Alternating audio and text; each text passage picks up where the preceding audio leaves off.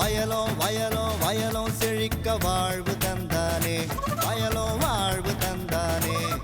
அட பொன்னா விளையோ பூமிக்கு நல்ல விவரம் தந்தானே, உழவனின் உறவா வந்தானே.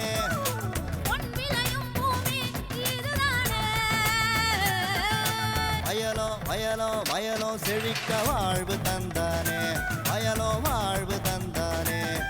அட பொன்னா விளையோ பூமிக்கு நல்ல விவரம் தந்தானே, உழவனின் உறவா வந்தானே. தந்தன தந்தன தன தந்தானே, மண்ணள பொங்கிட துணை வந்தானே. தந்தன தந்தன தன தந்தானே, மண்ணள பொங்கிட துணை வந்தானே. வணக்கம் வேளாண் பெருமக்களே, இன்றைய பொன் விளையும் பூமி நிகழ்ச்சியில் உங்களை சந்திப்பதில் மிக்க மகிழ்ச்சி.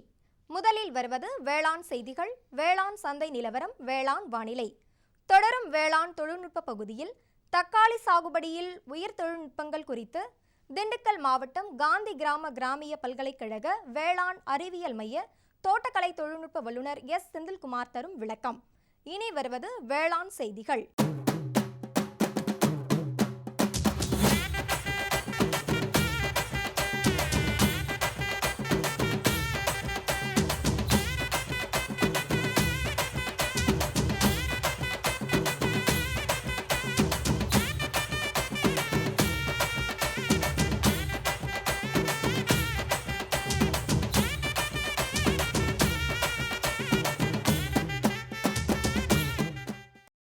வணக்கம். வேளாண் செய்திகள். முதலில் வருவது மாத்தி யோசிச்சேங்க. நபார்டு நீர் செறிவு திட்டத்தின் கீழ் வேளாண் காடுகள் வளர்ப்பு குறித்து திண்டுக்கல் மாவட்டம் அப்பியம்பட்டி கிராம விவசாயி ஆர் திருப்பதி தரும் தகவல்கள். வேளாண் ஆலோசனை நேரத்தில் அறிவியல் ரீதியான நாட்டுக்கோழி வளர்ப்பு முறைகள் குறித்து திருநெல்வேலி ராமையன்பட்டி கால்நடை மருத்துவக் கல்லூரி மற்றும் ஆராய்ச்சி நிலைய பயிற்றுவிக்கும் கால்நடை பண்ணை வளாக பேராசிரியர் மற்றும் தலைவர் டாக்டர் வி தனசீலன் வழங்கும் ஆலோசனைகள். தொடர்ந்து வேளாண் சந்தையில் தருமபுரி மாவட்டம் அரூர் உழவர் சந்தையில் காய்கறிகளின் இன்றைய விலை நிலவரம், ஈரோடு மாவட்டம் சத்தியமங்கலம் மலர் சந்தையில் வணிக மலர்களின் இன்றைய விலை நிலவரம், வேளாண் வானிலையில் காவிரி டெல்டா மண்டல மாவட்டங்களுக்கான வேளாண் வானிலை அறிவிப்பு, உழவர் மற்றும் மீனவர்களுக்கான வானிலை முன்னறிவிப்பு. விரிவான செய்திகள். மாத்தி யோசிச்சேங்க. நபார்டு நீர் செறிவு மேம்பாட்டு திட்டம் பாசன நீரினை சிக்கனமாக பயன்படுத்தும் வகையிலும் சேமிக்கும் வகையிலும் பல திட்டங்களை விவசாயிகளுக்கு வழங்கி வருகிறது.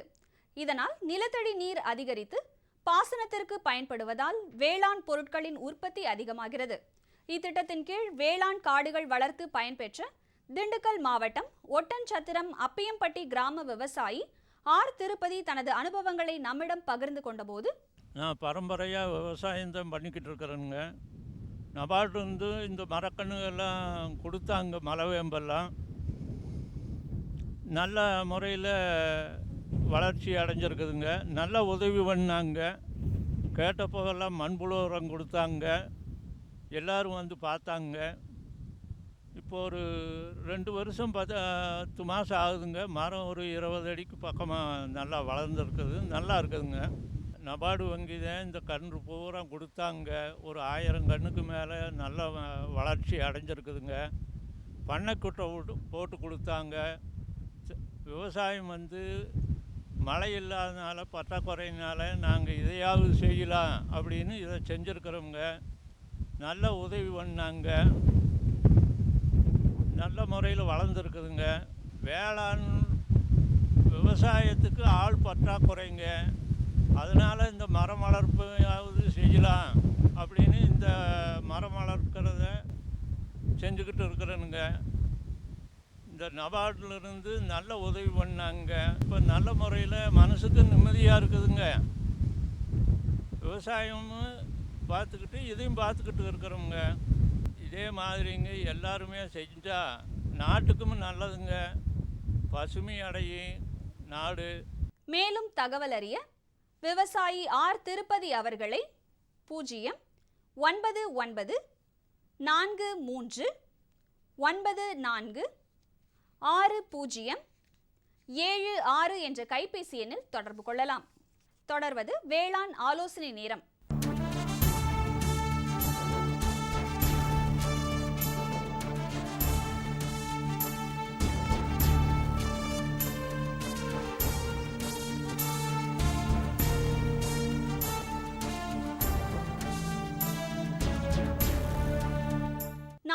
நாட்டுக்கோழி வளர்ப்பு கிராம விவசாயிகளின் வாழ்க்கையோடு இணைந்ததாகும்.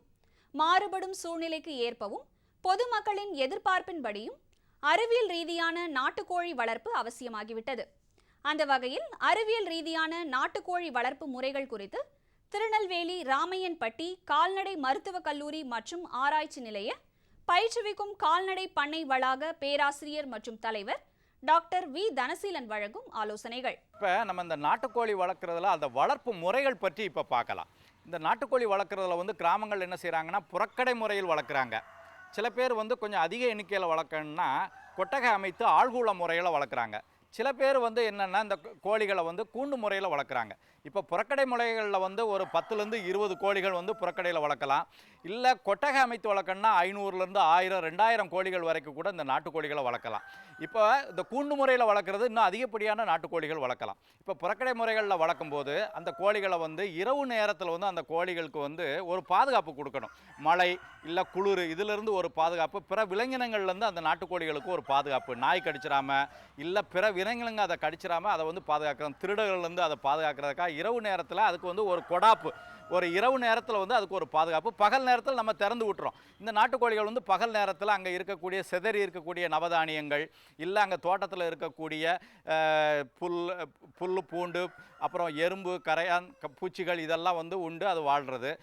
அதுக்கப்புறம் வந்து தானியங்கள் வந்து அவங்க தோட்டத்தில் வந்து கிடைக்கக்கூடிய தானியங்கள் வந்து கம்பு, கேழ்வரகு, அரிசி கூருணை இதெல்லாம் போடுறாங்க.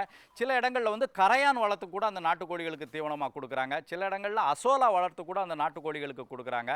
சில இடங்களில் வந்து நம்ம வேலி மசால், அகத்திக்கீரை இதையும் வந்து கொஞ்சம் அந்த நாட்டுக்கோழிகளுக்கு வந்து கொடுக்குறாங்க. இது வந்து புறக்கடை முறையில் வந்து நாட்டுக்கோழிகளுக்கு வந்து தீவனத்துக்குன்னு அவங்க ரொம்ப அதிகமாக செலவு பண்ணுறதில்ல. பகல் நேரத்தில் மேய விட்டு இரவு நேரத்தில் அடைச்சிக்கிறாங்க. அதில் கிடைக்கக்கூடிய முட்டைகள் அவங்களுடைய வீட்டுக்காக பயன்படுத்துகிறாங்க. 1-2 முட்டைகள் வந்து அவங்க விற்பனை பண்ணிக்கிறாங்க. சில நேரங்கள் அந்த முட்டைகளை எடுத்து கோழிக்கு அடகூட்டி வச்சுக்கிறாங்க. அடகூட்டி அவங்களே குஞ்சு பொறிச்சு அந்த குஞ்சியிலேருந்து மீண்டும் வந்து அந்த நாட்டுக்கோழி இனங்களை உற்பத்தி பண்ணிக்கிறாங்க. இது ஒரு வகை. அதுக்கு இப்போதைக்கு என்ன பண்ணுறாங்கன்னா அதிக அளவில் இந்த நாட்டுக்கோழிகளுக்கு வந்து கிராக்கி இருக்கிறதுனால ஆழ்கூள முறையில் இந்த நாட்டுக்கோழி வளர்க்குறாங்க. ஆழ்கூள முறைன்னா கீழே வந்து உமி இல்லாட்ட வந்து இந்த தென்னை நார் கழிவுகளை போட்டு அந்த நாட்டுக்கோழி குஞ்சுகளை சின்னதுலேருந்து நம்ம இந்த இறைச்சிக்கோழி வளர்க்குற மாதிரியே ஷெட்டு அமைச்சு அதில் பண்ணுறாங்க. இந்த ஷெட்டு வந்து நமக்கு வந்து என்னென்னா நல்ல காற்றோட்ட வசதி உள்ளதாக இருக்கணும். அந்த நாட்டுக்கோழிகளுக்கு வேண்டிய ஒரு பாதுகாப்பு கொடுக்கணும். இப்படி வளர்க்கும்போது அந்த நாட்டுக்கோழிக்கு முறையான ஒரு தீவனம், நோய் தடுப்பு முறைகளை வந்து நம்ம மேற்கொள்ளும் போது அந்த நாட்டுக்கோழிகளில் வந்து இறப்பு விகிதத்தை நம்ம கம்மி பண்ணலாம். இப்போ இந்த நாட்டுக்கோழிகளில் வந்து முக்கியமாக என்னென்ன வளர்ப்பு முறைகளில் பராமரிப்பு முறைகள் என்னென்னு கேட்டிங்கன்னா இந்த நாட்டுக்கோழிகளை வந்து நம்ம கொட்டகையில் வச்சு ஆழ்கூள முறையில் வளர்க்கும்போது இளம் குஞ்சுகள் பராமரிப்பு வந்து ரொம்ப முக்கியம். ஏன்னா இந்த கோழிகள் வந்து தாய்க்கோழி இல்லைன்னா இளம் குஞ்சுகளுக்கு வந்து வேண்டிய வெப்பம் கொடுத்து அந்த குஞ்சுகளை வந்து ஒரு 2 வாரம் நல்லா பராமரிச்சிட்டோம்னா அந்த குஞ்சுகள் நல்லா வளர்ந்துடும். இது ஒரு முக்கியமானது. இளம் குஞ்சுகள் பராமரிப்பு ரொம்ப முக்கியமானது. அடுத்ததாக இந்த நாட்டுக்கோழிகள் வந்து ஒரு அதோடைய குணாதிசயம் என்னென்னா ஒன்றோட ஒன்று கொத்திக்கும். அந்த கொத்துறதை தவிர்ப்பதற்காக 2லேருந்து 3 வாரத்திலே அதுக்கு வந்து அலகு வெட்டி விடணும், மூக்கு வெட்டி விடணும்னு சொல்லுவாங்க. அலகு வெட்டி விட்டோம்னா அந்த ஒன்றுக்குள்ளே ஒன்று கொத்துறதை வந்து தடுக்கலாம். இந்த நாட்டுக்கோழிகளில் வந்து வயிற்றுக்குள்ளே வந்து இந்த உருளை புழுக்களும் நாடா புழுக்கள் இருக்கும். அதுக்கு வேண்டிய பூச்சிக்கொல்லி மருந்துகளை வந்து முறையாக கொடுக்கணும். இந்த நாட்டுக்கோழிகளை வந்து உருளை புழுக்கள், நாடா புழுக்கள், அதுக்கப்புறம் வந்து இந்த நாட்டுக்கோழிகளில் தெள்ளு பூச்சிகள்னு இருக்கும், இந்த பேனு மாதிரி இருக்குதும், அதை வந்து தடுக்கிறதுக்கு என்ன பண்ணுறது. பிறகு இந்த நாட்டுக்கோழிகளை வந்து நோய் தடுப்பு முறைகளில் பெரும்பாலும் கிராமங்களில் நாட்டுக்கோழிகளில் இந்த வெள்ளை கழிச்சல் நோய் ஆங்கிலத்தில் வந்து அதை ராணிக்கட் டிசீஸ்மாங்க. இந்த நோயை தடுக்கிறதுக்கு இளம் பருவத்திலிருந்து நம்ம முதல் வாரத்தில் வந்து அந்த சொட்டு மருந்து கொடுவோம். ராணிக்கட் டிசீஸ் நோய்க்கு உள்ள சொட்டு மருந்து F1 சொட்டு மருந்து மூக்குலேயும் கண்ணுலேயும் சொட்டு மருந்து கொடுக்குறோம். அதுக்கப்புறம் வந்து 4வது வாரத்தில் வந்து தண்ணியில் லசோட்டாங்கிற மருந்தை கலந்து கொடுக்கலாம். 6வது வாரத்தில் வந்து கோழிகளுக்கு கோழியம்மை தடுப்பூசி போடணும். 8வது வாரத்தில் ராணிக்கட் டிசீஸ் வேக்சின் Kங்கிற போடுறாங்க. இப்போ தமிழ்நாடு நம்ம கால்நடை மருத்துவ பல்கலைக்கழகத்தில் வந்து இந்த வெள்ளைக்கழிச்சல் நோய்க்கு வந்து மாத்திரை வடிவில், குருண வடிவில் வந்து தடுப்பு மருந்தே வந்துருச்சு. அதை வந்து நம்ம அந்த கோழிகளுக்கு போட்டோம்னா ஒன்று அதை எடுத்து சாப்பிட்டுக்கிறோம். அதனால் நோய் தடுப்பு முறையை நம்ம மேற்கொள்ளலாம். அந்த கோழிகளுக்கு வந்து குருணை வடிவிலான ராணிக்கட் நோய்க்கான தடுப்பு மருந்து தமிழ்நாடு கால்நடை மருத்துவ அறிவியல் பல்கலைக்கழகத்தில் வந்து கிடைக்குது. அதோடைய பயிற்சி மையங்கள் எல்லா இடத்துலையும் கிடைக்குது. அதனால் தமிழ்நாட்டில் நாட்டுக்கோழி வளர்க்குறவங்க வந்து அந்த தடுப்பு மருந்தை நம்ம பயன்படுத்திக்கலாம். மேலும் விவரங்கள் பெற டாக்டர் வி தனசீலன் அவர்களை 094 42 06 36 90 என்ற கைபேசி எண்ணில் தொடர்பு கொள்ளலாம். விளம்பர இடைவேளைக்கு பிறகு வேளாண் செய்திகள் தொடரும். சரிங்க. இவ்ளோ நேரம் சிரிச்சு யார்கிட்ட பேசிட்டு இருந்தீங்க? விவசாயிகள் கால் சென்டர் நிபுணர்கிட்ட பயிர்கள் பத்தின யோசனை கேட்டுட்டு இருந்தேன். காலையில சரி, மதியானம் கூடவா? விவசாயிகள் கால் சென்டர் காலையில 6 மணில இருந்து ராத்திரி 10 மணி வரை திறந்திருக்கும். ஞாயிற்றுக்கிழமை கூடவா? ஆமா, வருஷத்துல 365 நாளும் திறந்திருக்கும். விவசாயம் சம்பந்தப்பட்ட பிரச்சனைகளுக்கு தங்கள் மொழியில் உடனே தீர்வு பெற இந்தியாவில் எங்கிருந்தும் எந்த போன் மூலமும் தேசிய ஹெல்ப்லைன் நம்பர் 1800-180-1551 தொடர்பு கொள்ளவும்.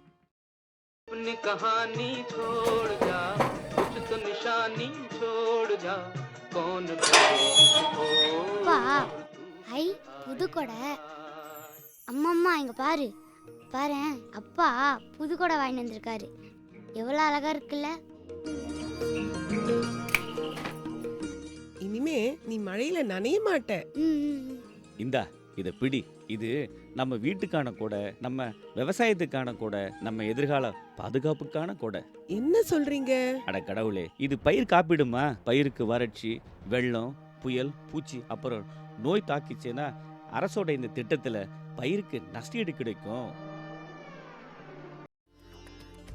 காப்பீட்டுக்கு எவ்வளவு செலவாச்சு? ரொம்ப கம்மி. பிரீமியம் கட்டுறதுல கவர்மெண்டே பண உதவி செய்யுது. தேசிய வேளாண் காப்பீட்டு திட்டம், மாற்றி அமைக்கப்பட்ட வேளாண் காப்பீட்டு திட்டம், வானிலை அடிப்படையிலான பயிர் காப்பீட்டு திட்டம், தென்னை மற்றும் எண்ணெய் பனை காப்பீட்டு திட்டம் ஆகியன செயல்படுத்தப்படுகின்றன. பயிர் காப்பீட்டு திட்டத்திற்கு தங்கள் வட்டார விவசாய அலுவலர், வேளாண் கூட்டுறவு கடன் சங்கங்கள் அல்லது அருகாமையில் உள்ள வணிக வங்கி கிளையினை அணுகவும். மேலும் விவரங்களுக்கு 1801801551 எண்ணிலும் www.farmer.gov.in இணையதளத்தையும் பாருங்கள். அட, இந்த கூட ரொம்ப நல்லா இருக்கே. பயிர் காப்பீட்டு திட்டத்தினால் பயனடையுங்கள், எதிர்காலத்தை பாதுகாத்துக் கொள்ளுங்கள். இனி வருவது வேளாண் சந்தை.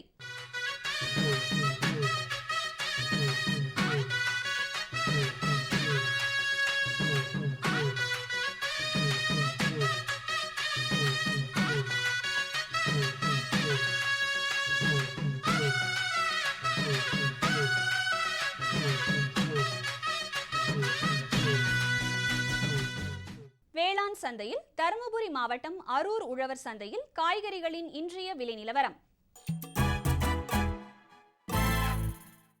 கத்தரிக்காய் 1 கிலோ 10 ரூபாய்க்கும், வெண்டைக்காய் 1 கிலோ 14 ரூபாய்க்கும், அவரைக்காய் 1 கிலோ 18 ரூபாய்க்கும், சின்ன வெங்காயம் 1 கிலோ 30 ரூபாய்க்கும், பெரிய வெங்காயம் 1 கிலோ 56 ரூபாய்க்கும், பச்சை மிளகாய் 1 கிலோ 16 ரூபாய்க்கும், தக்காளி 1 கிலோ 12 ரூபாய்க்கும், இஞ்சி 1 கிலோ 110 ரூபாய்க்கும், பூசணிக்காய் 1 கிலோ 12 ரூபாய்க்கும், வாழைக்காய் காய் ஒன்று 8 ரூபாய்க்கும், தேங்காய் காய் ஒன்று 13 ரூபாய்க்கும், முள்ளங்கி 1 கிலோ 8 ரூபாய்க்கும், சேனைக்கிழங்கு 1 கிலோ 34 ரூபாய்க்கும், மரவள்ளிக்கிழங்கு 1 கிலோ 12 ரூபாய்க்கும், உருளைக்கிழங்கு 1 கிலோ 20 ரூபாய்க்கும், கருவேப்பிலை 1 கிலோ 40 ரூபாய்க்கும், கொத்தமல்லி 1 கிலோ 40 ரூபாய்க்கும், புதினா 1 கிலோ 30 ரூபாய்க்கும் விற்பனை செய்யப்பட்டது.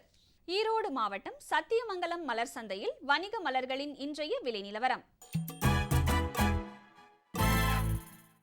மல்லிகை 1 கிலோ 160 ரூபாய்க்கும், முல்லை 1 கிலோ 150 ரூபாய்க்கும், கனகாம்பரம் 1 கிலோ 700 ரூபாய்க்கும், செண்டுமல்லி 1 கிலோ 100 ரூபாய்க்கும், பட்டன் ரோஸ் 1 கிலோ 160 ரூபாய்க்கும், துளசி 1 கிலோ 30 ரூபாய்க்கும், சம்பங்கி 1 கிலோ 270 ரூபாய்க்கும், அரளி 1 கிலோ 90 ரூபாய்க்கும், காக்கடா 1 கிலோ 270 ரூபாய்க்கும், கோழி கொண்டைப்பூ 1 கிலோ 80 ரூபாய்க்கும் விற்பனை செய்யப்பட்டது.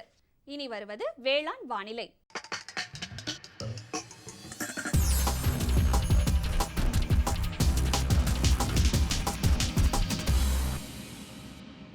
காவிரி டெல்டா மண்டல மாவட்டங்களான திருச்சி, பெரம்பலூர், கரூர், தஞ்சை, திருவாரூர், நாகப்பட்டினம், கடலூர், அரியலூர் ஆகிய மாவட்டங்களில் காற்றின் வெப்பநிலை அதிகபட்சமாக 37 டிகிரி செல்சியஸாகவும், குறைந்தபட்சமாக 27 டிகிரி செல்சியஸாகவும், காற்றின் ஒப்பு ஈரப்பதம் 49%ஆகவும், காற்றின் வேகம் மணிக்கு 11 கிலோமீட்டராகவும், மண்ணின் ஈரப்பதம் 15 சென்டிமீட்டர் ஆழத்தில் 11%ஆகவும், மண்ணின் வெப்பநிலை 15 சென்டிமீட்டர் ஆழத்தில் 35 டிகிரி செல்சியஸாகவும், சூரிய கதிர்வீச்சு 613 கலோரி பெர் சென்டிமீட்டர் ஸ்கொயராகவும், வளிமண்டல அழுத்தம் 984 ஹெக்டா பாஸ்கல் அளவாகவும் இருந்தது. வானிலை முன்னறிவிப்பு.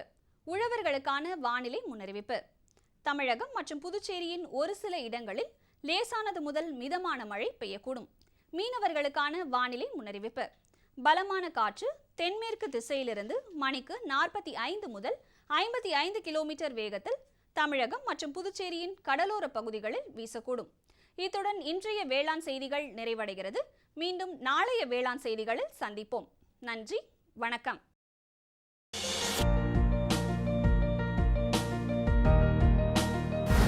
வேம்பு கலந்த யூரியா. சிறந்த உற்பத்திக்காக வேம்பு கலந்த யூரியா நம் நாட்டிலேயே 70 லட்சம் டன்னாக அதிகரிக்க 6 ஆலைகள் சீரமைக்கப்படுகின்றன. FCIL-இன் கோரக்பூர், சித்ரி, தல்ச்சர் மற்றும் ராமகுண்டம் ஆலைகள், HFCL-இன் பரௌனி மற்றும் BVFCL-இன் நாமருல் போர்ட் ஆகியன. பழம் நழுவி பாலில் விழுந்தது போல இப்பொழுது நம் நாட்டிலேயே வேம்பு கலந்த யூரியா உற்பத்தி செய்யப்படும். இதனால் விவசாயிகளுக்கு நன்மையே விளையும். 10% வரை தானிய உற்பத்தி அதிகரிக்கும். மண்ணில் 10 to 15% நைட்ரஜன் திறன் அதிகரிக்கும். சிறந்த உற்பத்திக்கு வேம்பு கலந்த யூரியா.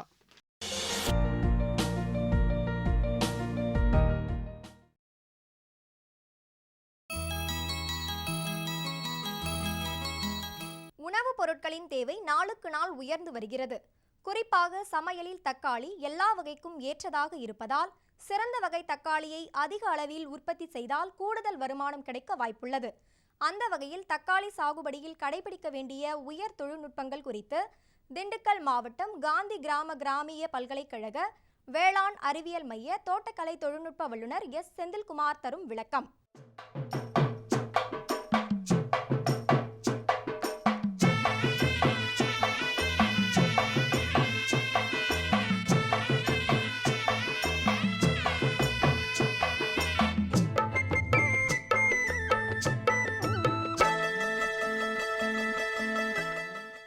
எங்களுடைய வேளாண் அறிவியல் மையத்தில் தோட்டக்கலை பயிர்கள் சம்பந்தப்பட்ட தொழில்நுட்பங்கள், முக்கியமாக உயர் தொழில்நுட்பங்களை விவசாயிகளுக்கு கொண்டு போய் சேர்க்கின்ற அடிப்படையில் பயிற்சிகள், விளக்கத்திரல்கள், பண்ணை பரிசோதனை திறல்கள் போன்ற பயிற்சிகளை நம்மளுக்கு திட்டங்கள் நடைமுறைப்படுத்துகிறோம்.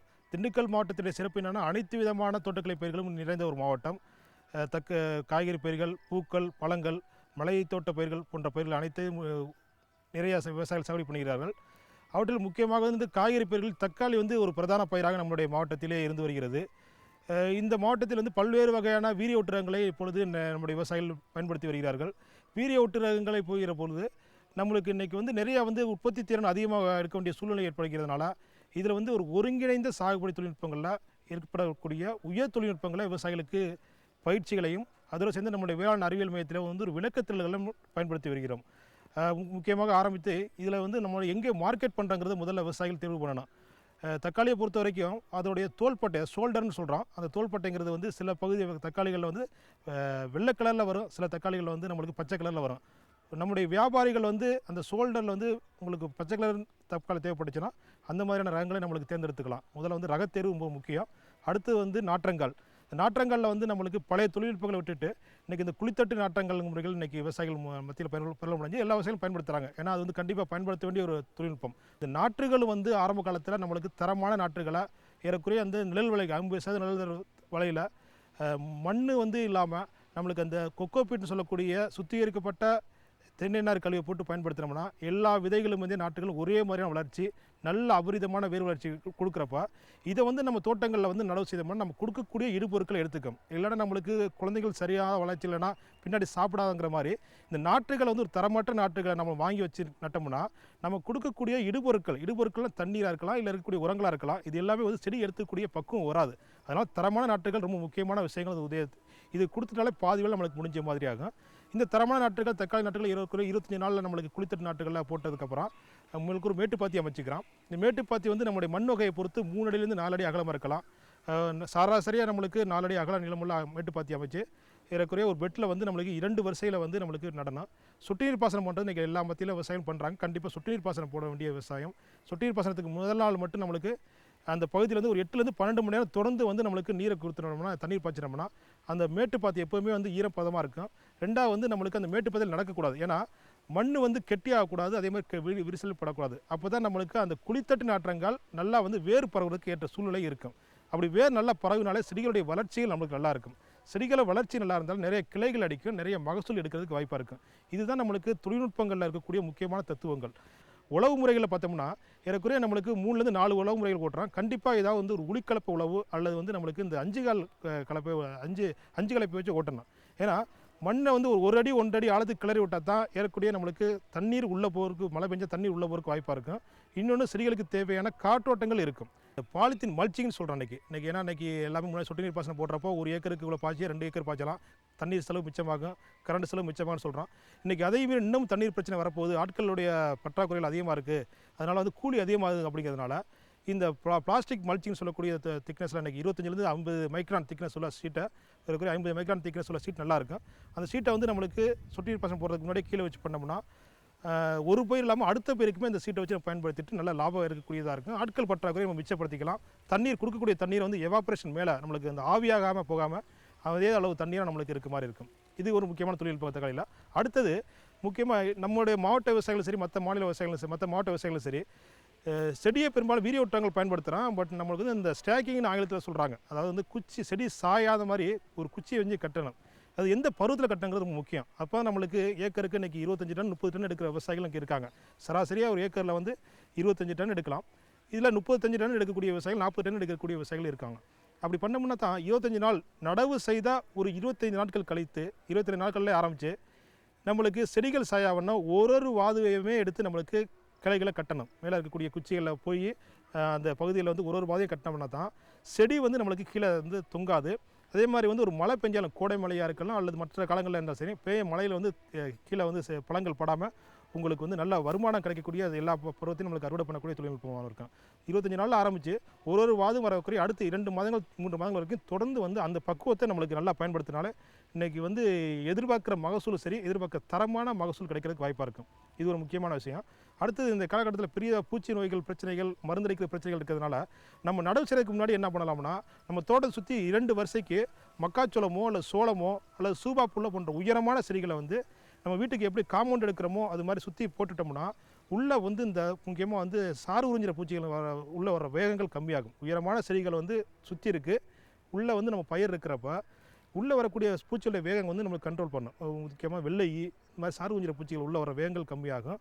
அதே மாதிரி நடுறதுக்கு தக்காளி நடுறப்பவே ஒரு 16 வருஷத்துக்கு ஒரு தடவை நம்மளுக்கு இந்த செண்டு மல்லிங்கிற பூவை நம்ம நட்டு வச்சோம்னா காய்ப்புழு வந்துச்சுன்னா நம்மளுக்கு தக்காளி காய விட்டுரும், நம்மளுக்கு வந்து போய் அந்த பூவை தான் சாப்பிட்டுக்கிட்டு இருக்கும், அதோடைய தாக்குதலும் கம்மியாக இருக்கும். ஆரம்ப காலகட்டத்தில் வந்து குப்பை கொடுக்குறப்ப நிறையா வந்து ஒரு ஏக்கருக்கு 10 டன் குப்பை கொடுக்க சொல்லி சொல்கிறப்போ அதில் வந்து 1 kilo Azospirillum, 1 kilo phosphobacteria, 1 kilo Pseudomonas, அடுத்து 1 கிலோ வந்து ட்ரைகோடர்மா விரிடி, இப்படி 2 உயிர் உரங்கள் 2 உயிர் பூஞ்சான கொல்லிகள் நல்லா கலந்து விட்டுட்டு அதுக்கப்புறம் குப்பையை நம்ம கிளறி விட்டோம்னா மண்ணுக்கு தேவையான சத்துக்களும் கிடைக்குது. உங்களுக்கு வந்து பூஞ்சானங்கள் போகிறப்போ நம்மளுக்கு தடுப்பூசி பண்ணுற மாதிரி மண்ணில் இருக்கக்கூடிய கிருமிகளை உங்களுக்கு கழிகிறதுக்கு வாய்ப்பாக இருக்க மாதிரி இருக்கும். இது மாதிரி உயிர் உரங்களையும் நம்மளுக்கு இயற்கையாக சேர்ந்து பண்ணாலே பூச்சி நோய் ஓரளவு நம்மளுக்கு பூச்சி மருந்துகளை அடிக்கணுங்கிற அவசியங்கள் இதில் பாதி அளவு நம்மளுக்கு குறைஞ்சிட்டு இருக்க மாதிரி இருக்கும். இதே மாதிரி சொட்டு நீர் பாசனம் இது மாதிரி போடுறப்போ நம்மளுக்கு தேவையான அளவு நம்மளுக்கு தண்ணீரையும் நம்மளுக்கு மிச்சப்படுத்தி நம்மளுக்கு நல்ல ஒரு வருமானம் கிடைக்கக்கூடிய பகுதியாக இருக்கும். இதுக்கப்புறம் தொடர்ந்து 70 நாள் நம்மளுக்கு அறுவடை பண்ணிக்கிட்டு இருக்கோம். செங்காய் வந்து நம்மளுக்கு நல்லா ஒரு தரமான இதில் பறித்து முக்கியமாக வந்து விவசாயம் நம்ம பண்ண வேண்டியது என்னென்னா பழங்கள் வந்து தரம் பிரிக்கிறது ரொம்ப முக்கியம். ஏன்னா அன்றைக்கி ஒரு கூட தட்டுக்கு எனக்கு 20 கிலோவாக இருக்கலாம் அல்லது 25 கிலோவாக இருக்கலாம். அதில் வந்து 1 கிலோ அளவு தக்காளி வந்து அடிபட்டதோ இல்லை சரியான ஒரு ஏதாவது பூச்சி பண்ணுற மாதிரி இருந்தால் நம்மளுடைய வாங்கக்கூடிய வியாபாரிகளுக்கு சரி மக்களுக்கு சரி அதுதான் நம்மளுக்கு கண்ணுக்கு படும்.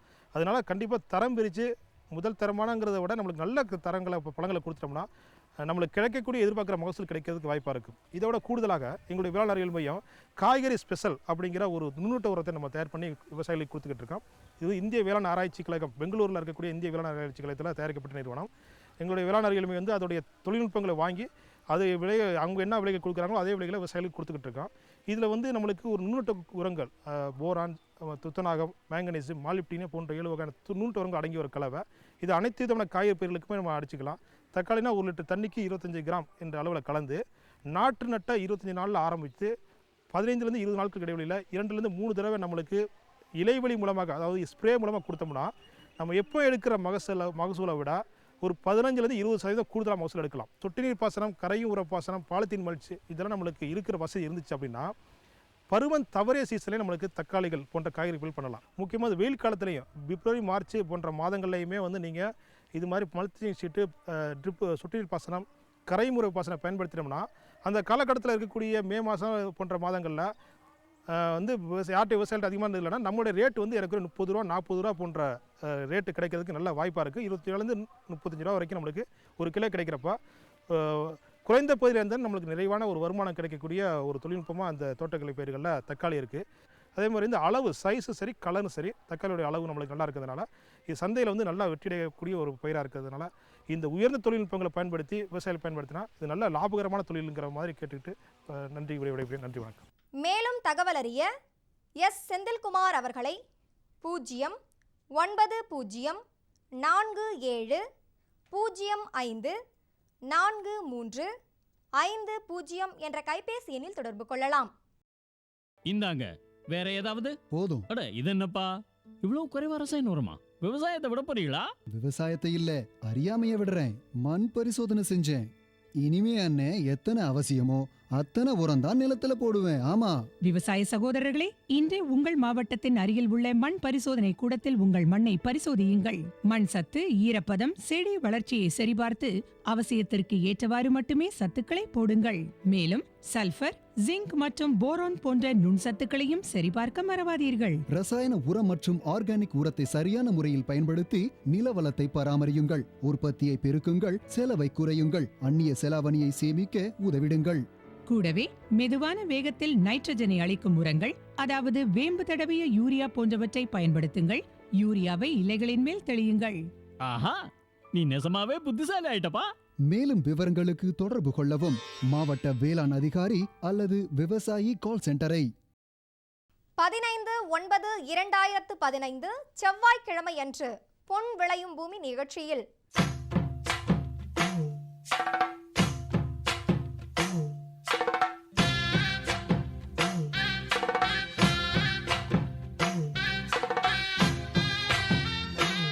மாத்தி யோசிச்சேங்க பகுதியில் எலுமிச்சை உயர் விளைச்சல் தொழில்நுட்ப பயனாளியின் அனுபவமாக திண்டுக்கல் மாவட்டம் ஆத்தூர் தாலுகா கோட்டைப்பட்டி கிராம விவசாயி ஜே சரவணன் தரும் தகவல்கள்.